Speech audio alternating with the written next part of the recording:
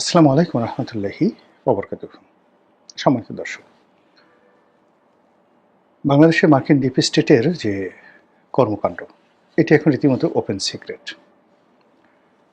শেখ হাসিনার পতন এবং জুলাই আগস্ট যে গণ আন্দোলন, এই সময়টিতে রাজপথে যা কিছু ঘটেছে, এরপর পর্দার আড়ালে যা কিছু ঘটেছে, ক্যান্টনমেন্টে যা কিছু ঘটেছে, সচিবালয়ে যা কিছু ঘটেছে, গণভবনে যা হয়েছে, বঙ্গভবনে যা কিছু হয়েছে, রাজনৈতিক দলগুলোর যে অফিস, সেই অফিসে যা কিছু হয়েছে, তারপর লন্ডন মানে তারেক রহমান সাহেবের অফিস, পাকিস্তান, ইসলামাবাদ, দিল্লি, ওয়াশিংটন, সব মিলিয়ে একটা তোলপাড় হয়েছে। আর সেই তোলপাড়ের একটা কেন্দ্রীয় কমান্ড ছিল। There was a meticulous design, there was a decision, there was a forecast. এই জিনিসগুলো যখন ছিল, তার প্রেক্ষিতে বাংলাদেশের 17 বছরের কন্টিনিউয়াস একটা রেজিম পরিবর্তন হয়ে যায়। বাংলাদেশের মধ্যে প্রাচীনতম একটা দল বহুবার ক্ষমতা এসেছে, মুক্তিযুদ্ধের নেতৃত্ব দিয়েছে। এই দলের ডেডিকেশন, এই দলের যে কর্মী বাহিনী, শক্তি, মত্তা, মানে যেটাকে তারা মনে করতো হিমালয় পাহাড়ের মতো, মুহূর্তের মধ্যে তা তাসের ঘরের মতো তছনছ হয়ে যায়। একটা বই লিখেছিলাম, তাসের ঘরে বাঁশের খুঁটি, মানে এটা একটা লেখা লিখেছিলাম বাংলাদেশ প্রতিদিনে, সম্ভবত 2013 সনের দিকে। যে শেখ হাসিনা যে সৌধ নির্মাণ করছে, তাজমহল নির্মাণ করছে, তারপরে শেখ হাসিনা যে ভিত্তিগুলো তৈরি করছে, সে মনে করছে এগুলো দিল্লির লালকেল্লা, কিন্তু সেগুলো যে তাসের ঘর, সেটা নিয়ে একটা লেখা লিখেছিলাম ইতিহাসের আলোকে, তাসের ঘরে বাঁশের খুঁটি, এবং ওটা নিয়ে আবার কমপ্লেন করে লেখাগুলো নিয়ে একটা বইও ছাপা হয়েছে। এটা one of the best seller বই। তো ওই জিনিসগুলো আসলে তখনই আমাদের মতো কিছু লোক আমরা প্রেডিক্ট করতে পেরেছিলাম। আবার একইভাবে যখন ডক্টর মোহাম্মদ ইউনূস ক্ষমতায় এলেন, তার প্রতি হাইয়েস্ট 3 মাস ডিপ স্টেটের যারা লোকজন, এদেশের এজেন্ট, তারা সবাই তার প্রতি বিশ্বস্ত ছিল, তাকে সহযোগিতা করেছে।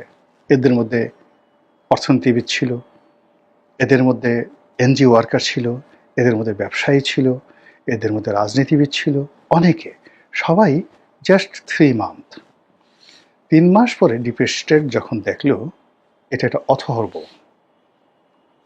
অযোগ্য, এর দ্বারা কোনো কিছু হবে না, তাদের স্বার্থ হবে না, কোনো কিছু হবে না, তখন তারা এলোমেলোভাবে লোক খুঁজতে থাকলো। তারা সেই নতুন রাজনৈতিক দল গঠন করার চেষ্টা করলো, তারা জামাতকে শক্তিশালী করার চেষ্টা করলো, তারা বিএনপিকে ক্ষমতা দেওয়ার কথা বললো, তারা আওয়ামী লীগের সঙ্গে যোগাযোগ করলো, আর অনেক কিছু এলোমেলোভাবে।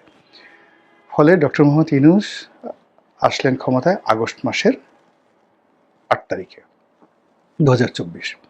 সেপ্টেম্বর, অক্টোবর, নভেম্বর পর্যন্ত তার এটা ছিল হানিম্যান পিরিয়ড, 90 ডেজ। হিসাব করে দেখেন আপনারা, ডিসেম্বর, জানুয়ারি, ফেব্রুয়ারি, মার্চ, এপ্রিল, মে, জুন, এই জুন পর্যন্ত, অর্থাৎ বাজেট দেওয়া পর্যন্ত, মানে এখানে সবাই হাত তুলিয়েছে যার যার মতো করে। ডক্টর মোহাম্মদ ইউনূস চেয়েছেন তিনি আরও 50 বছর থাকবেন, আর ডিপ স্টেট চেয়েছে বিকল্প কী করা যায়, কিন্তু কোনো সিদ্ধান্ত নিতে পারেনি। এর মধ্যে আন্দোলন হচ্ছে, মাঠ গরম হচ্ছে, রাজনৈতিক দলগুলো যার যার মতো টানাফেরা করছে, সব কিছু করছে। ঠিক ওই সময়টাতে ডিপ স্টেটের যারা লোকজন, তারা নতুন খেলোয়াড় পাঠালো। কেউ আসলে আমেরিকা থেকে, কেউ দেশ থেকে, এবং তারা বিভিন্ন সেক্টরে তারা সরকারের কাছাকাছি থেকে তারা সময় ক্ষেপণ করতে চাইল।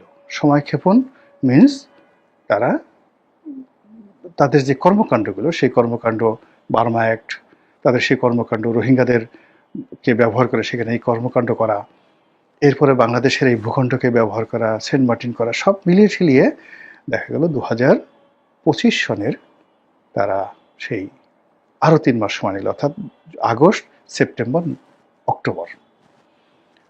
অক্টোবরে এসে তারা সিদ্ধান্ত নিল যে এই বুড়া মিয়াকে দিয়ে আর হবে না।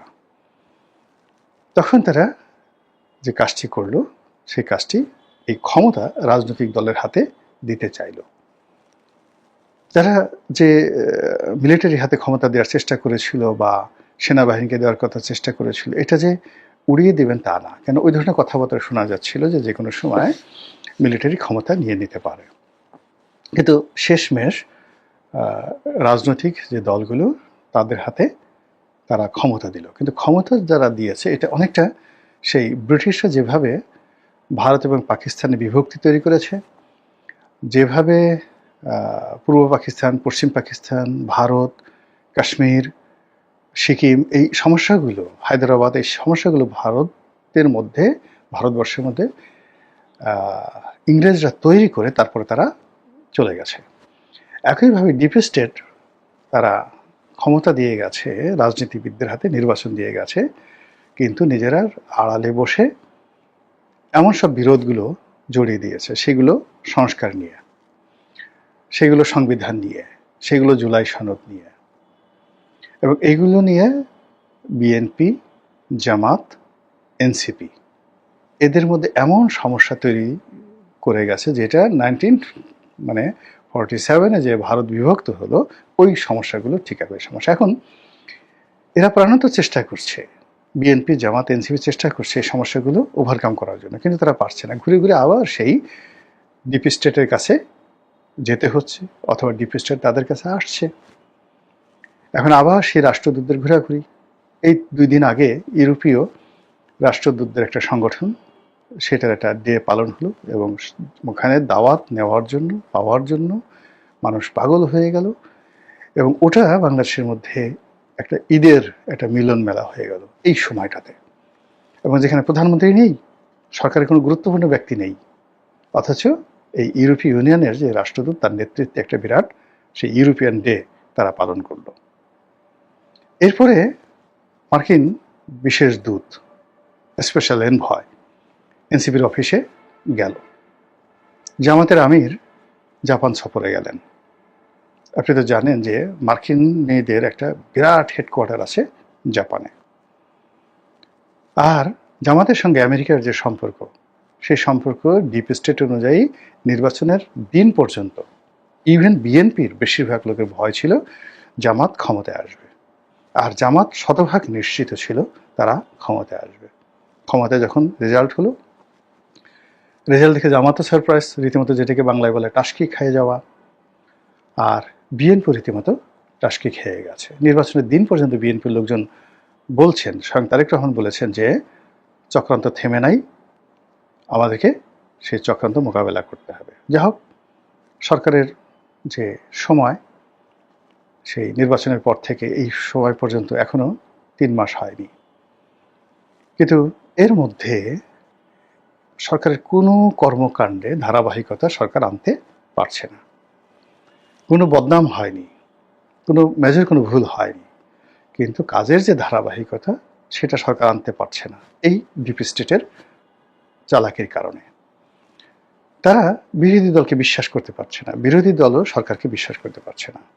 বিরোধী দল মনে করছে, তারা প্রকাশ্যই বলছে যে এই সরকার আওয়ামী লীগের মতো আচরণ করছে, এই সরকারের উপরে শেখ হাসিনা ভর করেছে, তারেক রহমান সাহেবকে সরাসরি শেখ হাসিনা বলে বিরোধী দল গালি দিচ্ছে।